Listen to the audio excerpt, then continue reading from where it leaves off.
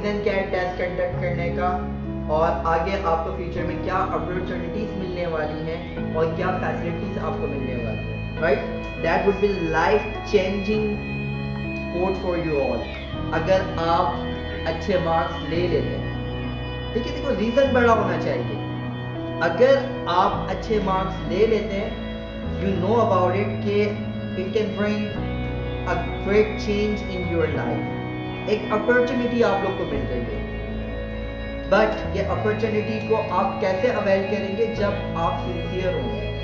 उसकी जो स्मेल होती है, एक फ्रेग्रेंस होती है, एक अरोमा होता है, एक खुशबू होती है, आप उसको अंडरस्टैंड कर लेते हैं और एक अंदाजा लगा के बता देते हैं कि आज घर में ये बन रहा है। Getting my point?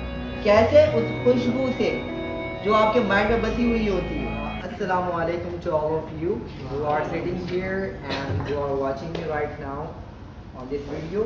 So today we are learning about your test pattern. As you all know that your exams is very near, and for you it will be the first experience.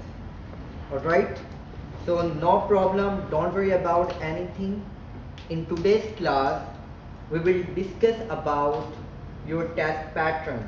All right? You have been taken many exams in your life since your childhood. So this exam is also similar. So you not need to worry about anything. The exams कैसा आएगा, कितना tough होगा, सबसे पहले relax हो जाओ। Alright? क्योंकि आपका जो टेस्ट होगा वो according to your mentality, according to your learning ही होगा।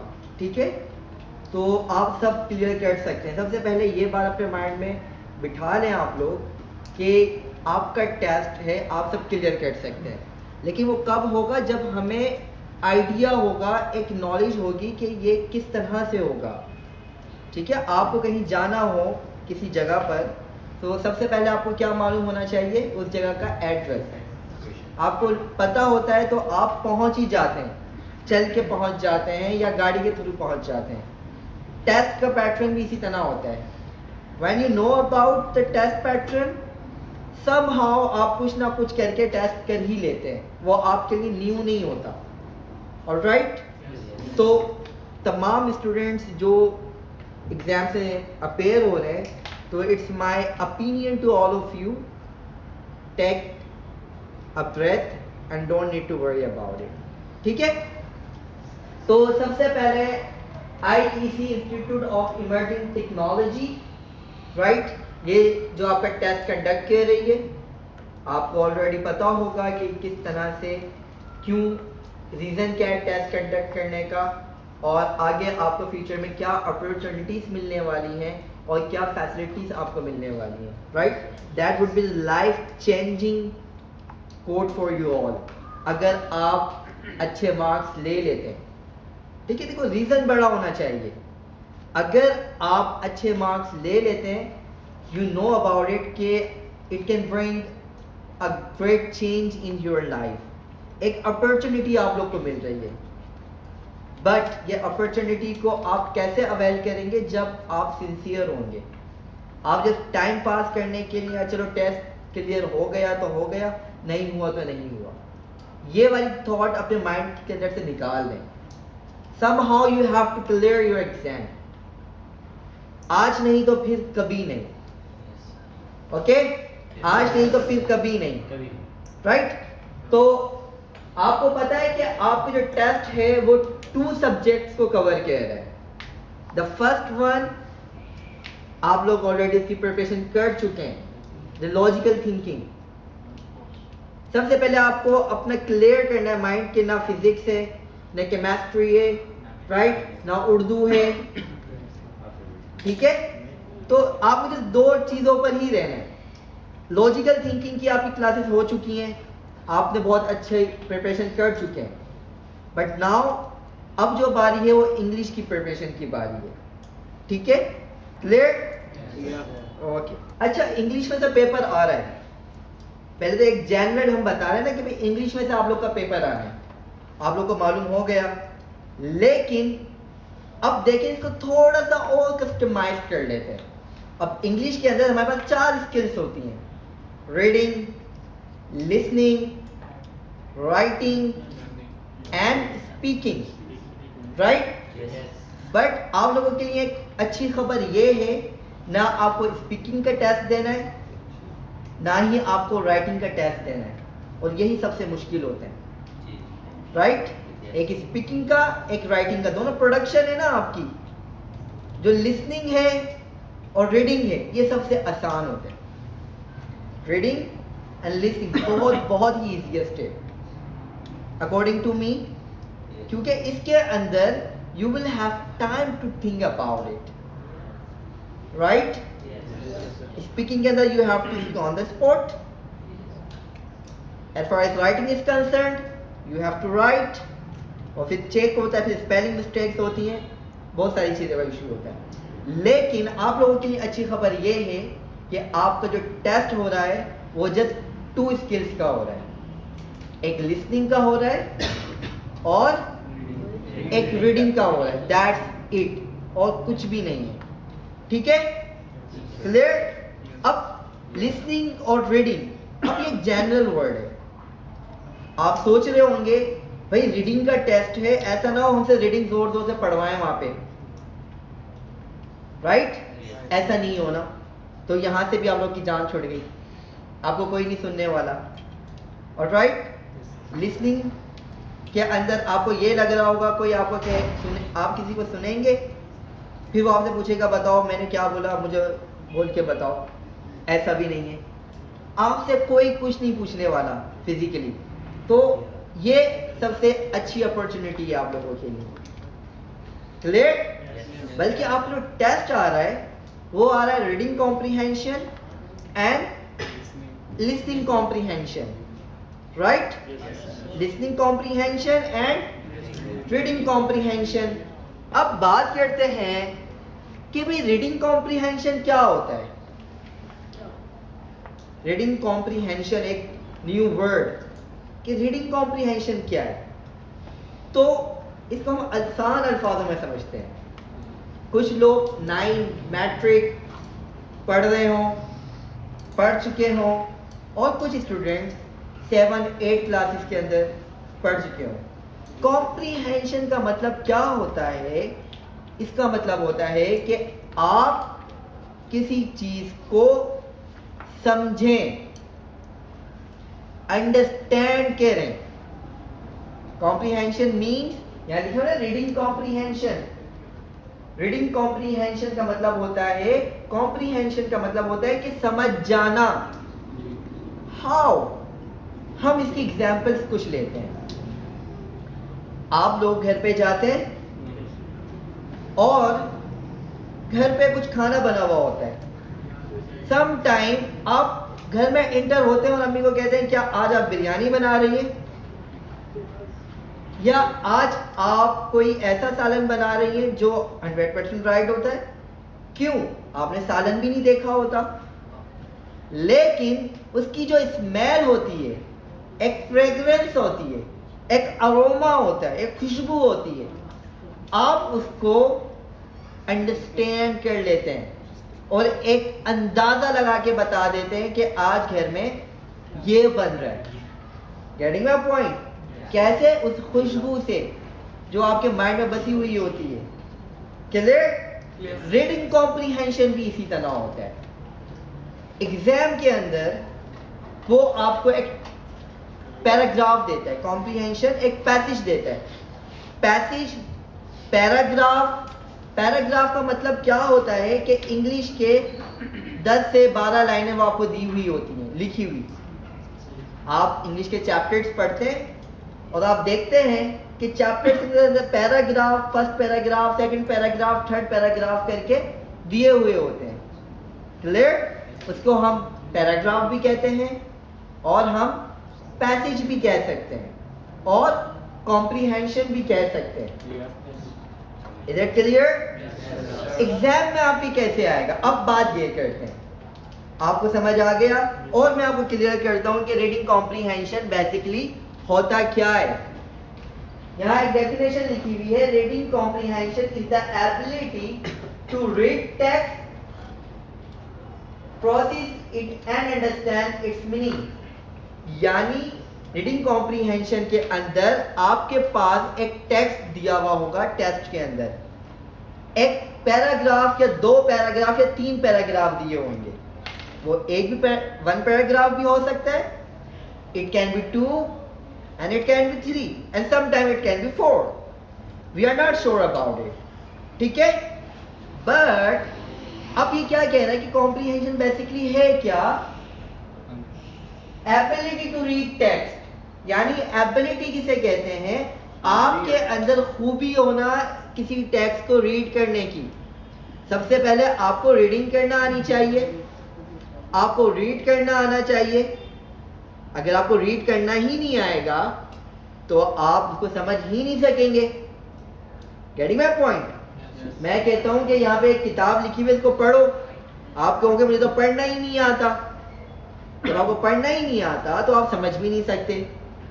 तो सबसे पहले चीज हमें क्या आना चाहिए? हमें एबिलिटी हो टू रीड, हमें पढ़ना आना चाहिए, हमें रीड करना आनी चाहिए, राइट? इसके लिए आज से स्टार्ट हो जाओ रीडिंग करना।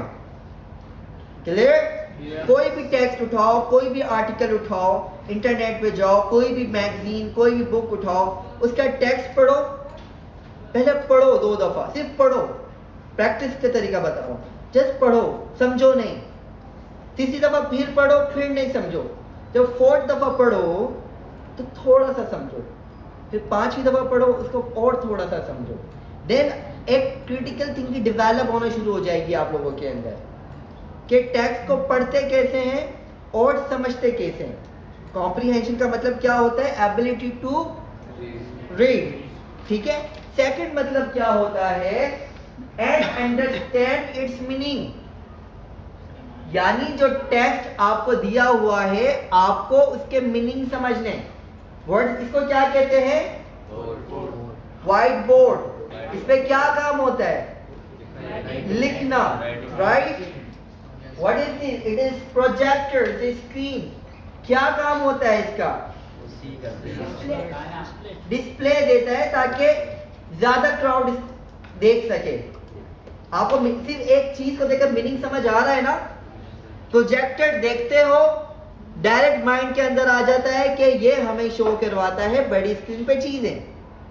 पैसेज भी इसी प्रोजेक्टर की तरह। आपको पैसेज देखना है, उसके मीनिंग को अंडरस्टैंड करना है कि ये कह क्या रहा है, इसका काम क्या है, इसका मीनिंग क्या है।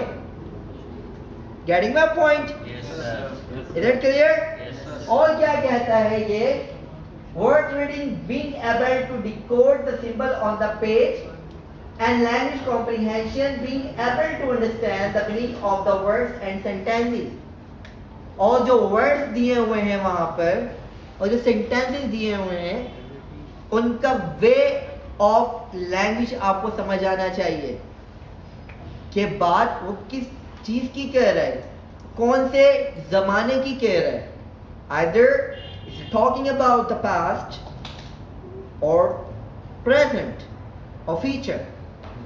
आपको एटलीस्ट इतनी अंडरस्टैंडिंग होनी चाहिए कि ये जो पैराग्राफ लिखा हुआ है वो बेसिकली किस टेंस को बता रहा है। हमारी जो नेक्स्ट क्लास होगी उसके अंदर मैं तमाम चीज़ें बताऊंगा कि किस तरह से हम टेंसेस को क्रैक करेंगे, राइट? हम आगे फर्दर पढ़ते हैं तो आपको एक आइडिया होगा कि बेसिकली रीडिंग कॉम्प्रीहेंशन है क्या और इसको हम टिप्स एंड टेक्निक्स क्या है, किस तरीके से हम हर एक एमसीक्यूज को क्रैक करके अपना करेक्ट आंसर दे सकते हैं। एक और बात, रीडिंग कॉम्प्रीहेंशन के लिए आपको कंप्लीट इंग्लिश आना जरूरी नहीं है। ये बात छोड़ दो, ये नहीं सोचो कि हमें कंप्लीट इंग्लिश आएगी तो हम कर सकेंगे।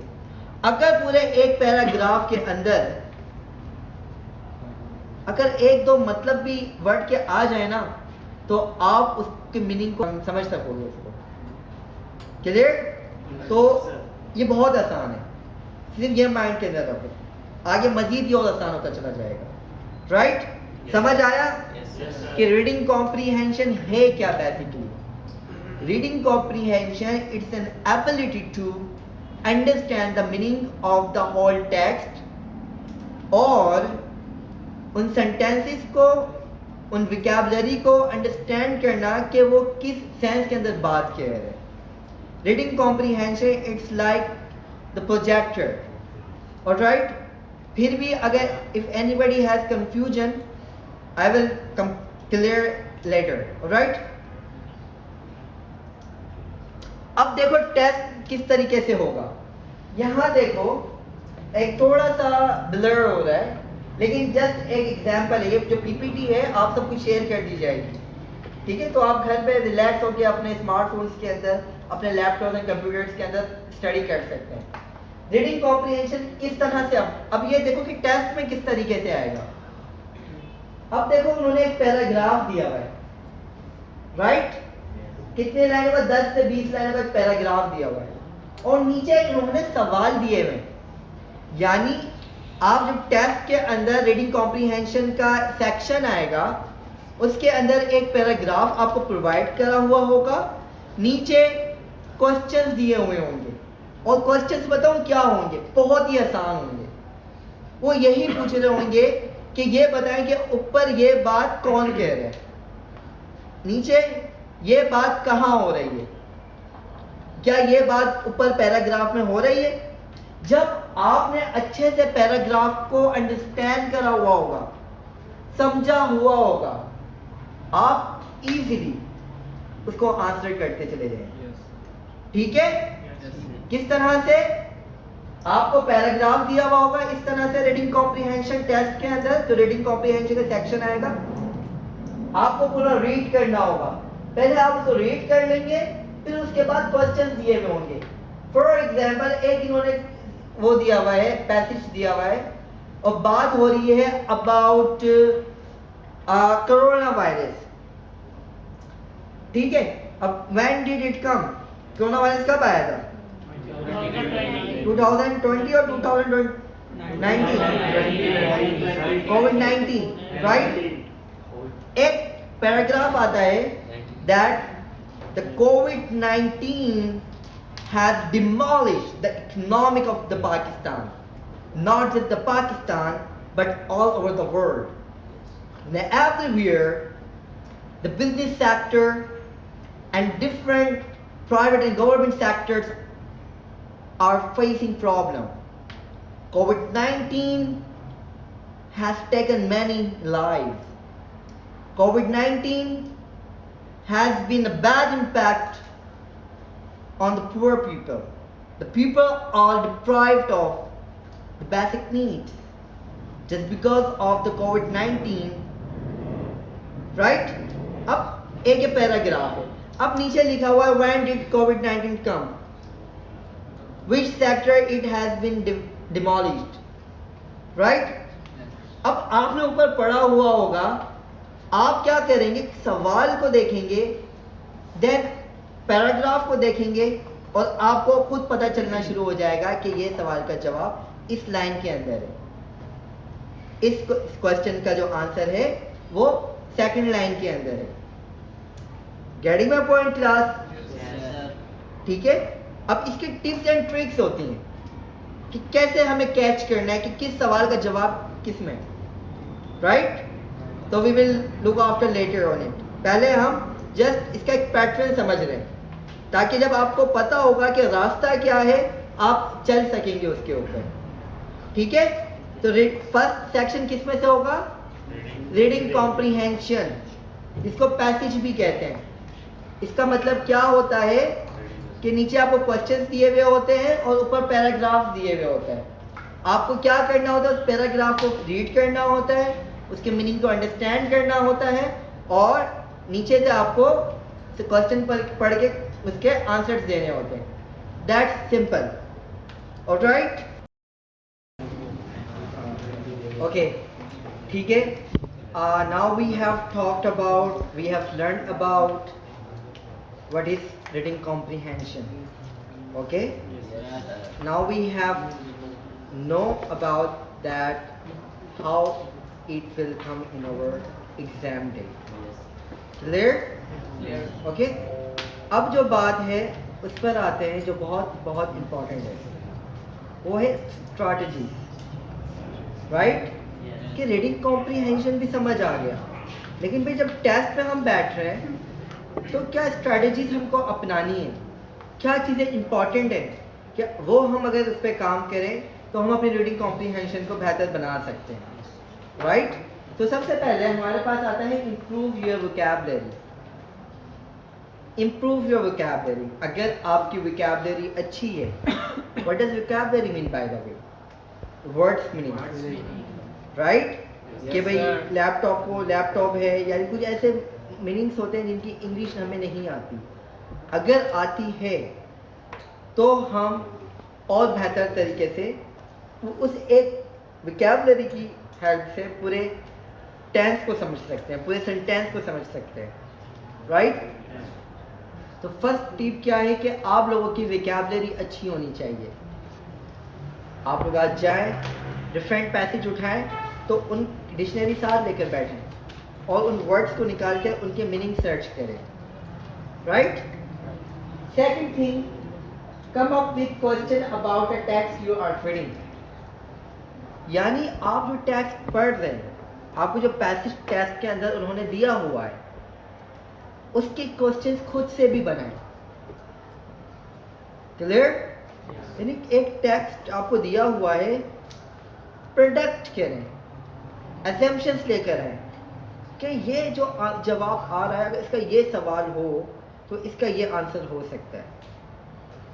थोड़ी सी आपको क्रिटिकल थिंकिंग यूज करनी है।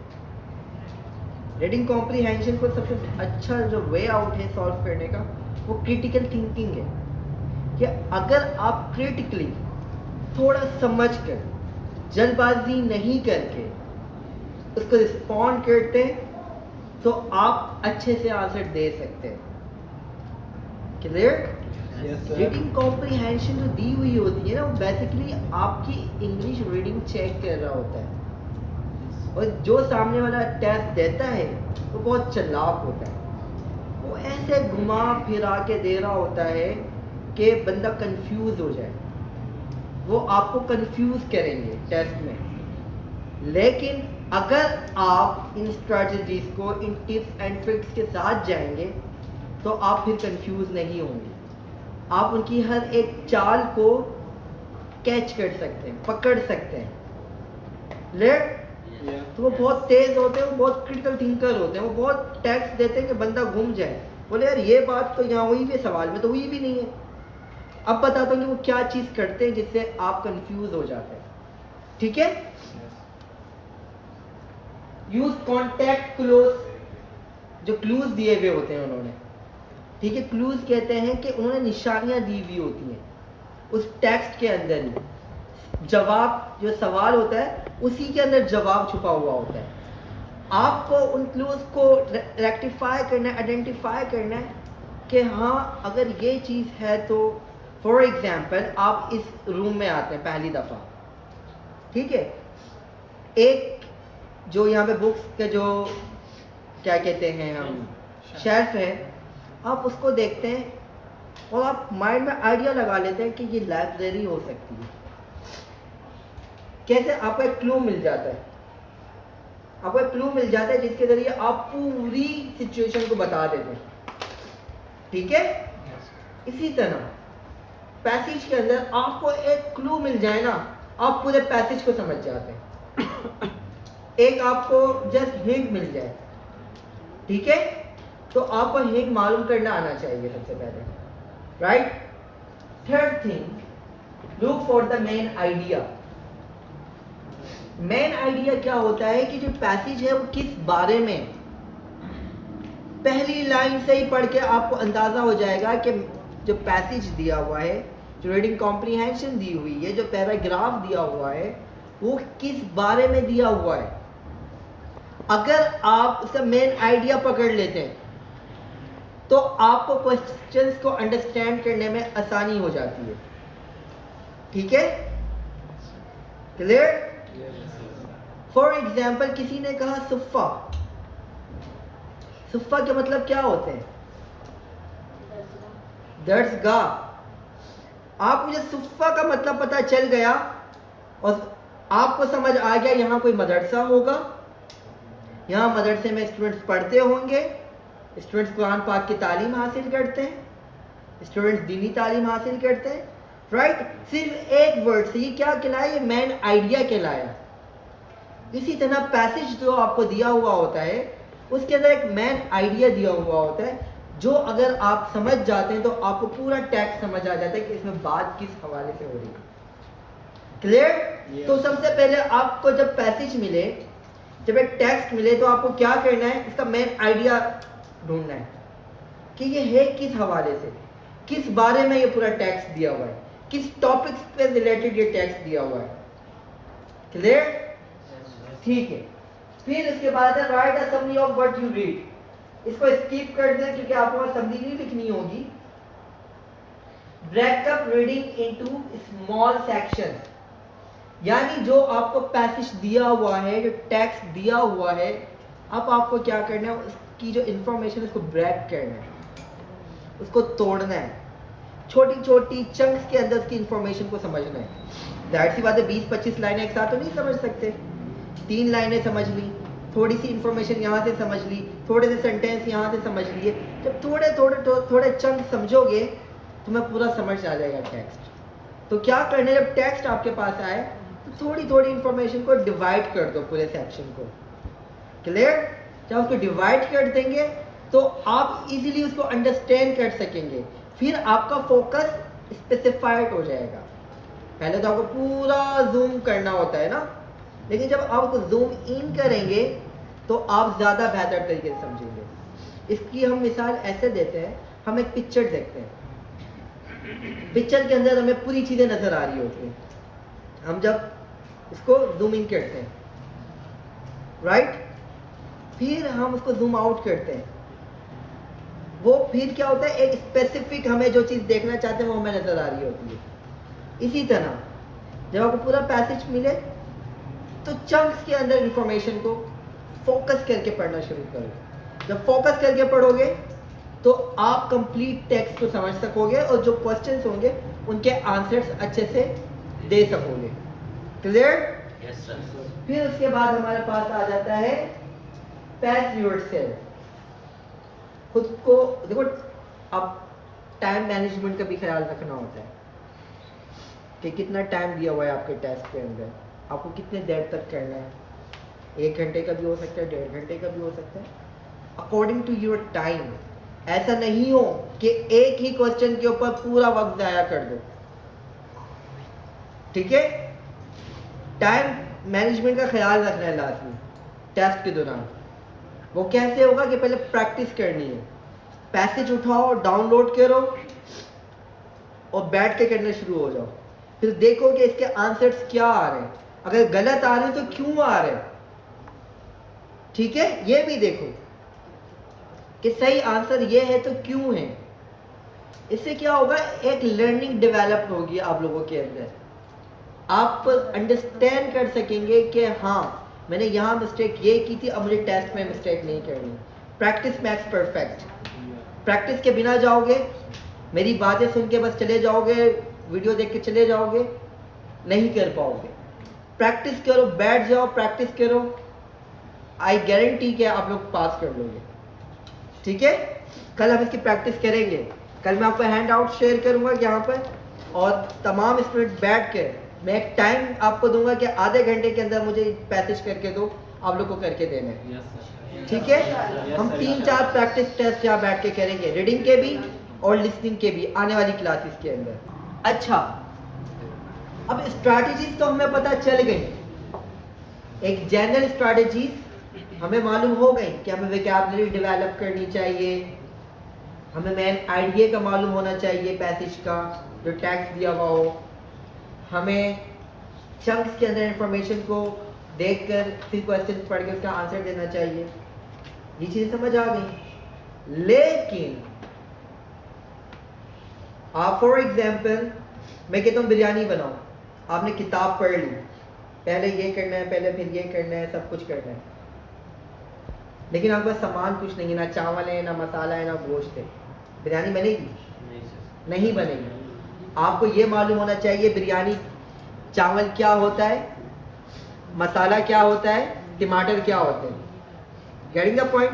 पैसेज के अंदर भी क्या जरूरी है कि जो दी हुई है वो चीज मालूम होनी चाहिए। वो चीज क्या होती है? सबसे पहले टेंसेस, ग्रामर टॉपिक्स आपको मालूम होना चाहिए कि जो टेंस दिया हुआ है आपके वो किस हवाले से दिया हुआ है। माजी का टेंस दिया हुआ है या फ्यूचर के बारे में बात हो रही है या प्रेजेंट के बारे में बात हो रही है। ऑब्वियसली जब आपको टेंस मालूम होगा तो आप क्वेश्चंस का ठीक आंसर दे सकोगे। सबसे पहले आपको टेंसेस आने चाहिए, ठीक है, ये बहुत इंपॉर्टेंट है। अगर टेंसेस का ही नहीं पता तो आपको समझ ही नहीं आएगा कि बात किस चीज की हो रही है। क्लियर? सेकंड हमारे पास क्या है? सिनोनिम्स। सिनोनिम्स क्या होते हैं? सिनोनिम्स जो टेस्ट के अंदर होता है यही चीज आपको वो करता है। ये चीज गौर से सुनना कि सिनोनिम्स बेसिकली क्या होता है। क्या होता है सिनोनिम? कोई बताएगा जी? मुतरादिफ, मुतबाद, ठीक है, और आसान अल्फाज में बताओ। जिद हो गई, अपोजिट, ठीक है, हम माने, ठीक है, और कुछ? हम माने, हम माने, हम मानी, ठीक है जी।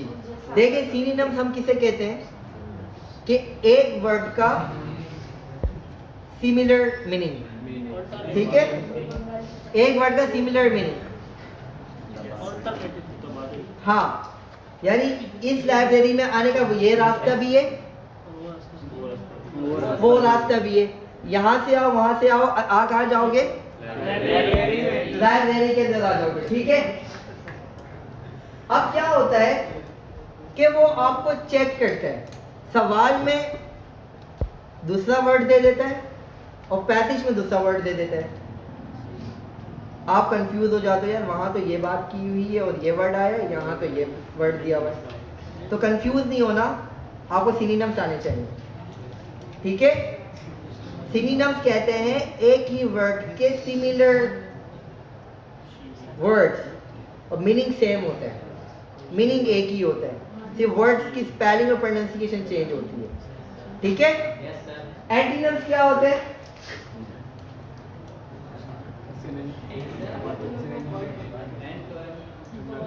It's not antonym, it's antonym. It is not synonym, it's a synonym. Yes, antonyms क्या होते हैं? अपोजिट मीनिंग होता है, मुतबाद, अपोजिट मीनिंग होता है, यानी प्लस माइनस होता है, ठीक है। अपोजिट मीनिंग होता है सिनोनिम और एंटोनिम, सॉरी। तो वो अगर आपको अच्छे एंटीनिम्स आते हैं, आपको एक वर्ड के 3-4 मीनिंग्स आते हैं। फॉर एग्जाम्पल गेट का मतलब क्या होता है? गेट, हासिल करना, गॉड, ठीक है। गेट का मतलब होता है हासिल करना। गेट का मतलब क्या होता है? आई गेट एंग्री, मैं नाराज हो जाता हूँ। गेट का मतलब क्या होता है? पहुंचना, ठीक है। When I before I got here I never thought there would be the enthusiastic students here, ठीक है। तो ये गेट होता है, ये 3 से 4 मीनिंग दे रहा होता है। इसी तरह अचीव, उसका मतलब भी हासिल करना होता है। अब वो ऊपर गेट दे दे, नीचे अचीव दे दे, आपको ये अंडरस्टैंड करना है कि देखो सवाल के अंदर भी ये वर्ड यही मीनिंग दे रहा है और पैसेज में भी ये दे रहा है। जब आपको एंटीनिम्स एंड सिनोनिम्स आपको पता होंगे, मालूम होंगे, आप उसको मिलाएंगे तो आप बाआसानी जवाब दे सकते हैं। पैसेज के अंदर वो आपको इसी तरह चेक करता है, डिफरेंट सिनोनिम्स, डिफरेंट एंटीनिम्स देकर आपको फंसाता है। तो ये टिप्स एंड ट्रिक्स आपने सीखनी है, इसको किस तरह करना है जब आपको सिनोनिम्स एंड एंटीनिम्स आते होंगे, ठीक है। फिर हमारे पास क्या है? Vocabulary, words meaning. जितने मालूम होंगे उतने अच्छी तरह पैसेज को अंडरस्टैंड करेंगे। पार्ट ऑफ स्पीच, नाउन क्या है, वर्ब क्या है, हम in the last class we learn about it, right? Yes, sir. कि नाउन क्या है, एडजेक्टिव क्या है, एडवर्ब क्या है, कौन सा कंजंक्शन है, कौन सा प्रीपोजिशन है। अगर आप सबको ये मालूम होगा तो आप आसानी से जो टेक्स्ट जो पैसेज दिया हुआ है आप उसको अंडरस्टैंड कर सकते हैं और क्वेश्चंस के आंसर दे सकते हैं। ये भी बहुत इंपॉर्टेंट है, ठीक है। ये समझ लो बिरयानी बनाने के ये इंग्रेडिएंट्स हैं, ये होंगे तो आप बना सकेंगे। आपको पता है कैसे बनाना है, लेकिन यूज क्या करना है ये आपको पता होना चाहिए। वर्ड फॉर्मेशन पता होनी चाहिए आपको कि वर्ड्स जो दिए हुए हैं इनकी फॉर्मेशन क्या है, नाउन कब बन रहा है, ये यही वर्ड कैसे बन रहा है, और मॉडल वर्ड्स आपको मालूम होने चाहिए। कैन, कुड, जो पॉसिबिलिटीज के लिए यूज होते हैं, जो परमिशंस के लिए यूज होते हैं। क्लियर? आज की जो क्लास का जो मेन पर्पस है आपको जस्ट फेमिलियर करना कि आपके दो पार्ट है ना, रीडिंग और लिसनिंग है। अब रीडिंग का आपको समझ आ गया कैसे आएगा? Yes, sir. अब नेक्स्ट क्लासेस के अंदर हम इन चीजों को डीप में पढ़ेंगे। सिनोनिम्स को पढ़ेंगे, एंटीनिम्स पढ़ेंगे, टेंसेस पढ़ेंगे, right? Yes, sir. Part of speech पढ़ चुके हैं, उसको और मजीद देखेंगे, ठीक है। तो बस अब यही चीजें हमें पढ़नी है।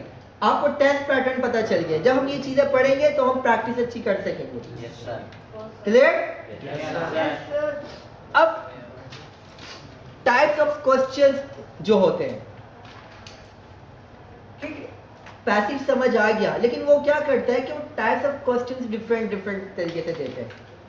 तो आपको ये पता होगा कि कौन सा टाइप ऑफ क्वेश्चन और किस तरह से इसको सॉल्व करना है, तो आप इजीली उसका आंसर दे सकते हैं। अदरवाइज आप कंफ्यूज हो जाएंगे और आप टाइम ज़ाया करेंगे, ठीक है। हमारे पास मल्टीपल चॉइस क्वेश्चंस टाइप होती है, मैचिंग क्वेश्चंस होते हैं, सेंटेंस कंप्लीशन होती है, ट्रू फॉल्स नॉट गिवन हमारे पास होता है, यस नो नॉट गिवन हमारे पास होता है, शॉर्ट आंसर क्वेश्चंस होते हैं। ये टाइप ऑफ क्वेश्चंस होते हैं। यानी अब इसको हम मजीद नेक्स्ट क्लास में पढ़ेंगे कि मैं आपको शो करूंगा कि मल्टीपल चॉइस क्वेश्चन किस तरह से आएगा और इसको सॉल्व किस तरह करना है, Yes, sir. मैचिंग क्वेश्चन किस तरह से आएगा, इसको सॉल्व कैसे करना है। आज की क्लास का मकसद जस्ट आपको एक अवेयरनेस देनी है कि आपका जो रीडिंग कॉम्प्रीहेंशन का टेस्ट आएगा वो किस पैटर्न से आएगा और किस तरीके से आएगा।